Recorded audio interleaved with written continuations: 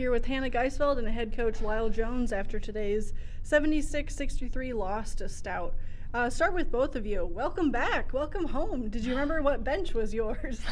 We didn't remember which bench was ours. It's been a while, but it feels good to be playing at home again. Been on the road 11 straight games. What's the biggest thing you've learned about your team? Go ahead. I'll just say we've progressed so much this year. We have so much young talent on our team, and we've come so far, and we're getting there. We all have confidence in each other, and I know the coaches have confidence in us too, and we're going to get there. So we just got to keep working, keep grinding it out. Yeah, I think, you're going to have some great times and some poor times, and there's always adversity around the corner. And when you're playing some really nice teams, like our schedule's, I think, a really tough schedule as far as the history of our program is probably one of the toughest. You're going to have some tough teams, and it's can you get through those games? And like our assistant coach said, we're 7-4. I probably wouldn't think we'd be that at the beginning of the year because of the teams that we're playing. We go down into Loris, play some tough teams there. And that's kind of what we want to do. That was our objective to start the year, is to play the toughest teams we could and then take that into conference play. Today you started 2 freshmen, and you could almost consider Sarah Kotke a freshman too with a shortened season last year. Can you tell us a little bit about their development? I think a lot of people on the outside don't realize that there's a lot of freshmen. Those 3 are starting, but then off the bench we're bringing in a couple more freshmen. And so just being able to play those tough teams, I think it's really hard on them, but they've really come through, gotten better skill-wise, even basketball IQ-wise now.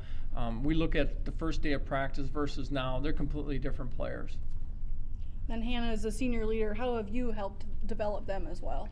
Yeah, I would just say that the biggest thing about having a young team and being like an older leader or a 5th year on the team is just like making sure that they know that you have confidence in them, because if they know that you believe in them, it's just less stress and they're able to just play their game, which is better than if they're nervous.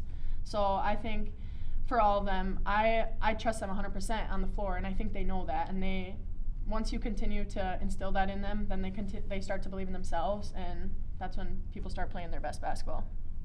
One of those underclassmen, Taryn Christensen, I'm calling her the silent assassin this year. Big contributions off the bench pretty much every game. How has she stepped into that role as well?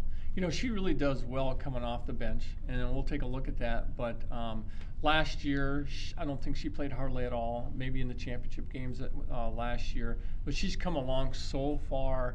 She's got great athleticism, her basketball IQ, and the thing that I like the most is just her work ethic and desire to play. She never will give up on any play, and so she's got a bright future in front of her.